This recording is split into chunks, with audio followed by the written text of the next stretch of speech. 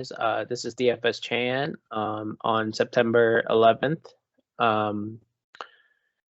to talk about the soccer EPL slate that will be happening, in about 8-9 hours. Hopefully, this will help you guys to build a lineup.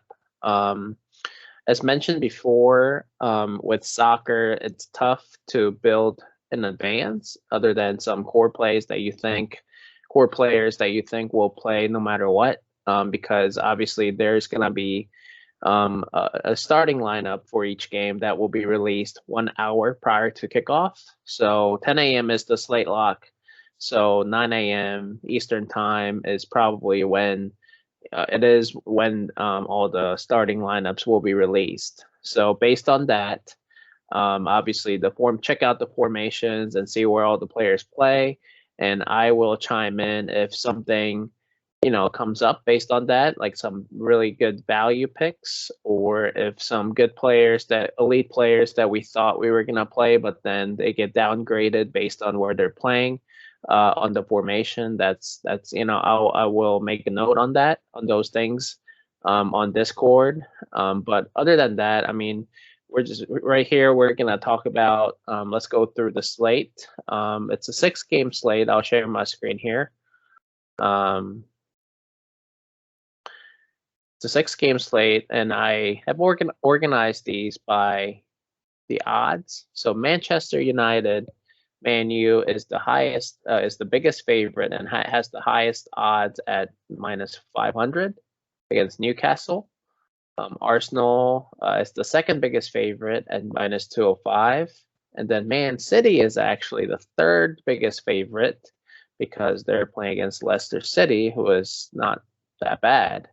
They're both really good teams, so it's going to be a good game in my opinion. And then this is the sneaky game that I think will definitely score more than the implied totals here. Wolves versus Watford. Wolves is a slight favorite at +130 to win. Obviously, these are +130 and +235 in this game, the odds to win, because there can be a tie in soccer games. And then West Ham United versus Southampton. West Ham is a slight favorite. And then Brighton versus Brentford. It's basically a toss-up. And then total goals. The Manchester United game, has the highest implied goals odds. So it's a good game to target for, let's say, GPP purposes. If you are chasing goals on DraftKings, you don't really need to do that because you still get a lot of points for peripheral points, like crosses and shots assisted and tackles won and everything. But on FanDuel, goals and assists are worth a lot more points based on their scoring system. So on FanDuel, you do definitely want to put a lot of emphasis on what you think the game total goals in those games will be, and based on that game narrative, based on who you think will score a lot of goals, then obviously that will dictate your FanDuel roster construction. But I'm mostly gonna talk about DraftKings here because that's where most people will play, and the prize pools are much bigger, obviously. And I will talk about a lot of these players that are gonna be in my optimal lineup and player pool, like for cash contests or single entry GPPs, rather than multi-entry GPPs. But for multi-entry GPPs, like I said, it all comes down to the ownership leverage, and then based on who you think, based on which team you think will score a lot of the goals on the slate. So as you can see, I'll go through the player pool next, but just talking from GPP standpoint, I mean, Manchester United at -500 with the highest implied total goals. I mean, it's gonna be hard to fade them, in my opinion, but obviously that will naturally give you the ownership leverage. Obviously, most popular players for Man U are gonna be the forwards and the strikers, that will be in position to score a lot of goals. Like if Ronaldo starts, I know he's a big deal that just came back to Man U to play from Real Madrid and Juventus and all that. He started his professional career, an EPL professional career at Manchester United early in the age when he became very popular. And then obviously he went to Real Madrid and Juventus, and now he came back to Man U. It's a full circle for him. So, and this could be the first game that he will start. Now, if he does start, he's gonna be a very, very popular player. I think in both cash and GPP. In my opinion, though, I'm making a bold take that I'm gonna probably fade Ronaldo, both in cash and GPP. I mean, I think he might be rusty, and also I just feel like I don't see Man U score 5 goals and he score like 2 or 3 goals. I just feel like first game back. I mean, and Newcastle's, I'm pretty sure that they're gonna put 8-9 people in the back, just to defend and counterattack to win. That's probably gonna be their game plan. So I don't know. I think there's definitely a good argument to fade Ronaldo, but then good argument to play Ronaldo if you think he will score 2-3 goals, and that obviously will pay off his price. And he will be very cheap. He's very cheap on this slate, just comparatively. I mean, on like a Champions League slates, he was valued at like 11,000 or something like that, something ridiculous like that. But then he scores a lot of goals, so that's ultimately what's important in DFS, right? So anyway, so speaking of Ronaldo, I'll go through my player pool for each position. Forwards, I'll go through each player here. How about this? I think that might be easier. So first, I'll just give you the list, and I'll go through the pricing down the roster. So Ronaldo for Man U, obviously is a good consideration. But like I said, I think I'm gonna fade him. He's just too expensive, I think, and for my taste. Greenwood, he'll be very interesting to play because he is even more expensive than Ronaldo, but then Greenwood has been taking some shares of set pieces. So I think he will be a good play for GPP purposes, I think, but just for cash, I mean, he's way too expensive, I think. Pepe for Arsenal, I mean, he's been taking some set pieces as well, and he, has decent upside in crossing the ball, creating shots, and, taking shots. And then Mahrez for Manchester City, if he does end up starting, he's in a tough matchup against Leicester City. I mean, it's not a typical Manchester City game where they're the biggest favorite at minus 2,000 or something like that today. So Man City is going to be lower owned, and obviously they have the talent to be able to produce 2, 3, 4 goals even against Leicester. But it's a tough matchup, like I said, and as always, their players are overpriced, I think. So they're going to be very expensive. And then Pascal Gross. I mean, Gross, he takes set pieces, and he's actually been playing a lot of right back roles, wing back for that team. It's not really clear as to whether that increases his upside or not, because, I mean, he's on the side. He likes to cross a lot of balls, but then he's way too outside for him to take a lot of shots. So his goal upside has decreased. But he's still taking set pieces, so I think he's a solid play for cash, in my opinion.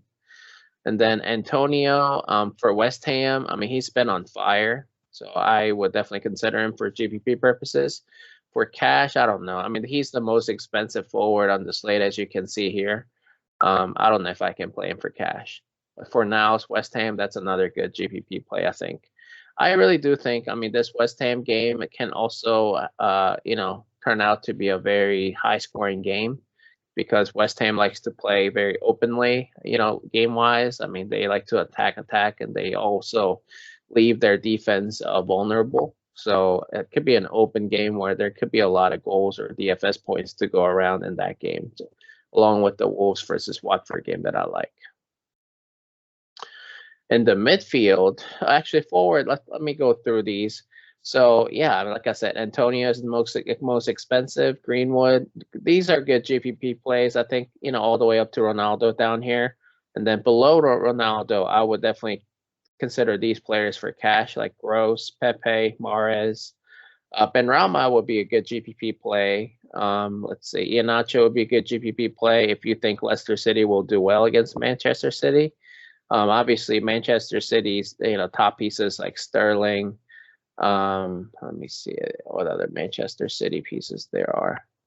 Bernardo Silva. I mean, those are like really just definitions of GPP plays, but you'll need goals from them to be able to hit the pricing value, I think. Sarr, he is forward eligible, but I'll talk about him next in the midfield section. I love Sarr and Traore here, both of them, for both cash and GPP purposes. They both have upsides, but they also have a really good, decent floor. So as you can see, they're both midfield and forward eligible. So I would definitely consider both as my optimal setting lineup. And then also Bowen. So right here, I mean, Sarr, Traore, Bowen, right here, all three of them. Yeah, I would definitely have two of those three in my cash lineup at least.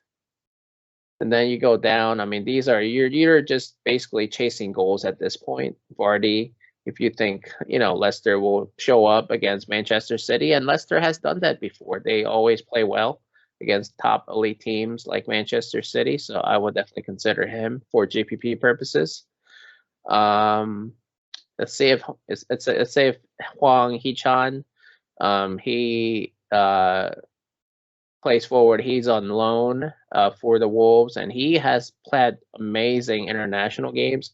I know there have been a lot of World Cup qualifiers that are happening this week and last week, and he has been playing amazing lately. So if he does end up starting for the Wolves, I doubt it though, because he's just coming off of an international game. They might just give him some rest, but if he does end up playing, then I would definitely have him for GPP purposes. Then you keep going down and you see Saka. I mean, he has the upside to score some goals and set up some assists for Arsenal if you think Arsenal will play well against Norwich.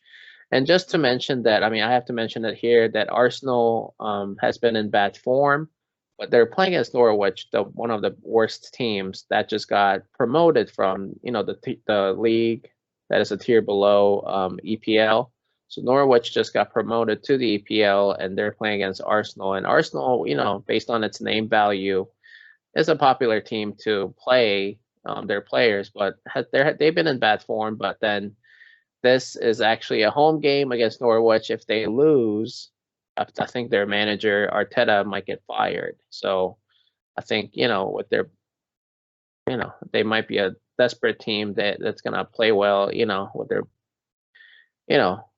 their backs and all. So I will see. I mean, Arsenal is the second biggest favorite for what it's worth. I don't agree with that, but just based on the desperation value, there could be a good shot that Arsenal can dominate this game, and based on the opponent as well. But I doubt it. I think it's more of a toss-up in my opinion. So we'll see what happens. I think Arsenal will still dominate possession.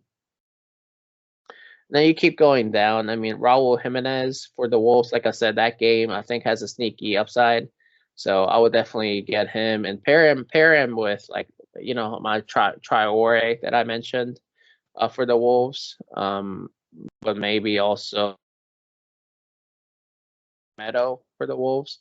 I would definitely consider Jimenez for GBP purposes. And then Ivan Toney, if you think Brentford's gonna show up against Brighton, he's been a very good player for that team, and if they score goals, there's a good chance that he'll score. And then Dennis for Watford is another player that I would consider for GPP purposes. Sometimes he takes set pieces, but who knows. So that's probably as far as I'm gonna go pricing wise, as low as I'll go. In the midfield, James, Ward-Prowse, I mean, I would lock him in. And then Luke Shaw for the defense, I would lock him in too. So midfield, yeah, I mean, I would JWP, I would lock him in. He's my core. He takes all set pieces. He crosses a lot. He has upside for passes and assists and all that. I would just lock him in. He's still way too cheap for what he all does for that team. I mean, he's at 8,000. I mean, there's so many players above him, so I would definitely lock him in. Sarr, like I said, and Traore and Bowen, these are three players that I mentioned earlier. I would definitely consider them for both cash and GPP purposes. And then Bruno Fernandes, I mean, for Man U, I mean, they're the biggest favorite, and he is the engine for that team. Now, I don't know how having Ronaldo on that team affects Fernandes. Now, for both Ronaldo and Fernandes, for those of you who don't know, they're both Portuguese, and they have played together a lot before on the Portuguese national team. And if you have watched them, any of them, you see that Fernandes's role has it gets reduced by a lot when Ronaldo's on the field at the same time. So that might happen at Manchester United at the club level. So we'll see what happens. But I'm definitely gonna fade him for his price tag. I mean, he's still at 10,000. I don't think that's he's worth that much for what his production level is expected to be with Ronaldo, and now he just gave up some set pieces to Luke Shaw and some other people on Man U. So I would probably fade him, but he's that also means maybe the ownership's gonna be much lower now than it was last year when Fernandes had all the set pieces and even penalty kicks. Now that Ronaldo's back, Ronaldo might he will probably take all the penalty kicks as well. So so for what it's worth, I think it makes up a decent GPP play. It's because there is a chance that Fernandes can show up and score 2-3 goals as well. Odegaard for Arsenal and Saka for Arsenal. Like I said, I mean, if you think Arsenal will play well, just based on their desperation level, these two are the guys, that I think will probably more than likely score or set up an assist. And like I said, Benrahma, I like him a lot from West Ham for GPP purposes. And then if you're looking to punt because you want to play all these expensive players for Man U or let's say Man City, Gilmore, has some shares of set pieces, and it'd be a good punt in my opinion. So midfield, I mean, I don't know if KDB will play, but obviously I think he's the best player in the EPL for Man City. But like I said, they have a tough matchup. But if he plays, I mean, he's a decent play. And then if you keep going down like Grealish and Torres for Man City, I mean, tough matchup. But they're both really good players. Higher floors than most people on this list for midfielders. Really, I mean, their top half are loaded, I think, for midfielder position, but a lot of them are goal dependent. I mean, including like Pepe, Aubameyang, and then Benrahma, Sterling. Now, like I said, JWP, Sar, Traore, but I mean, literally, you can see like this. Literally, 4 of them right here, 4 in a row. These are all very, very cash viable plays with very high floors. So I would definitely have 3 of those 4 if you are playing in cash lineups. But like I said, I would lock in JWP and then Luke Shaw and then go from there. But yeah, I'll keep going down a little bit. Paul Pogba, he's been playing in more of a defensive position, but he also has the upside to be able to score a lot of goals. And if you want to get a little different, but still using Man U players as the biggest favorite, I would go Pogba, no problem. Yeah. And then Fornals for West Ham, that's another pivot that you can still make. If you think West Ham will play well, most people will go, Michael Antonio. But if you think Fornals, it will not be a very, will not be a shabby pick for GPP purposes. And then you keep going down like Lookman, Odegaard. I mean, these are all good players. Tielemans, but they have tough matchups in my opinion. Yeah, and Saint Maximin, if you think Newcastle will show up against Man U, which I doubt. I mean, Man U is a good team and they're the biggest favorite. But if you want to get a really different, using the biggest underdog team, ASM is definitely a good GPP player. On defense, I like Luke Shaw, like I said. I mean, he's going to be taking a lot of corner kicks. If Ronaldo plays, that's another big plus because Ronaldo is one of the best headers in the game, I think, still. So Shaw would cross the ball, and there's a good chance now, increased chance of getting a potential assist. And then, I like like all of these players, but especially Cresswell because he takes some set pieces for West Ham, and West Ham loves to cross the ball. And then Tierney for Arsenal. If you think Arsenal will play well, Tierney will probably get at least 5-6 crosses in there. Sergi Canos have a tough matchup at Brighton, so I don't know if I'll play him. Matt Ritchie, tough matchup against Man U as the biggest underdog too, so I won't play him. But yeah, if you keep going down, and Wolves fullbacks are probably one of my favorite wingbacks to play today.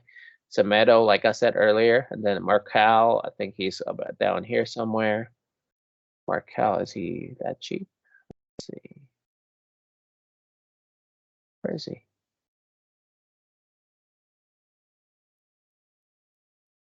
Oh, Wolves. Okay, Wolves. Oh, Marcal right here. Sorry. Yeah, I like Wolves wingbacks. Livramento for Southampton. If you think it's gonna be an open game, he can definitely go up and down. So yeah, I mean those are probably it. Like I said, for the defense, you want to play the wingbacks because they're gonna be in position to go up and down, to cross the balls at least. Because if you are playing any of the center backs, I mean, it's very less likely those center backs will cross the ball. Very rare that when those center backs play and they cross the ball. Sometimes they can put a through pass in and gets a shot assist, but that's really rare unless you are going for the goal upside. They're good headers on set pieces, on corner kicks or free kicks. They go up the field and they try to head the ball into the goal on dead balls like that. But yeah, most likely I'm going to be playing a lot of the wing backs for defense, defensive position there. For goalkeeper, you can play anybody, but I just want to note that on FanDuel, Manchester City's expected goalie, because of the COVID reasons and all the quarantine stuff, Carson is actually expected to start their third string quarterback for Manchester City, and he's minimum priced on FanDuel. So, but then on DK, I would play whoever you want. I mean, like I said, if you think Man U will dominate at -500, I would not play Newcastle. So just build your game theory, game narratives, and then go from there. So obviously, if you have a lot of Man U players, I would not play Newcastle goalkeeper. But if you don't, then I mean Newcastle would not be a bad play. Woodman would not be a bad play. But I do think Tim Krul, Schmeichel, and Bachmann are probably going to be the, most popular value goalkeepers. But then I think a lot of people will pay up to play De Gea because it seems a lot safer to play Man U goalie for that clean sheet bonus, which is like if you win and get the clean sheet for the goalie, it's 10 points. And obviously, 10 points is a lot in soccer DFS. So you could pay up there, but then I like to pay down when I can. So because there's a lot of variabilities and there are 6 games. So I mean, there's a chance that one of these underdogs ends up getting a clean sheet or even a win. So, it could happen. So yeah, I mean, that's all I got. I know it was longer than usual, but soccer slates, I have a lot. It's a lot more in-depth analysis about the players and about the formation. And then, like I said, it all depends on where they line up on the formations, on the based on the starting lineups that get released 1 hour prior to the kickoff, which is 10 a.m. So not at 9 a.m. Eastern time, the starting lineups will come out, and then I will, provide any notes that may be helpful to you guys. For those of you who are playing, in multi-entry GPPs, like I said, I would definitely think about the ownership leverage based on the odds. It's very typical on soccer slates that a lot of people put a lot of emphasis on these implied total goals and then also the odds. So like I said, Man U will be very highly owned, but I do think these two games right here, I mean, have the highest upside in my opinion. I know this one has the very low implied total goals for between Watford and Wolves, but I do think it's gonna be a lot more goals than that. I think there will be at least 2 goals, but 3 goals. So we'll see. So, well, that's all I got. Like I said, I would lock in for JWP and then Luke Shaw for cash lineup, and then go from there. And yeah, so if you guys have any questions, let me know. But that's all I got. And thanks for everything. If you like the video, It's late at night, so I'm babbling. But if you like the video, please hit